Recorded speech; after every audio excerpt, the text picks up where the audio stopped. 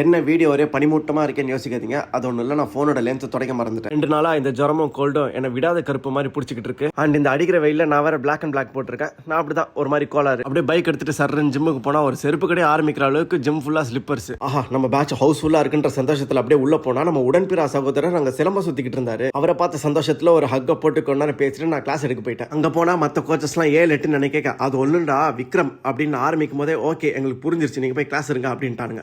ஆஹா, இந்த பேருக்கு இவ்வளோ பவரா அப்படின்னு யோசிச்சுட்டு நானும் கிளாஸ் எடுக்க ஆரம்பிச்சிட்டேன். அங்கே போன உடனே இந்த பொண்ணு என்னை கூப்பிட்டு நான் இந்த கம்பியில் காலை மாட்டி 3 வாட்டி கிரிட்டுன்னு சுற்றுவான்னா எங்க சுற்றி காட்டுமா பார்ப்போம் அப்படின்ன போது தான் ஃபர்ஸ்ட் கிரிட்டு செமையாக இருந்துச்சு. செகண்ட் கிரிட்டு ஒரு மாதிரி ஸ்லோ ஆயிடுச்சு. ஆனால் 3வது கிரிட்டு அப்படியே சமாளிச்சு பண்ணிட்டா.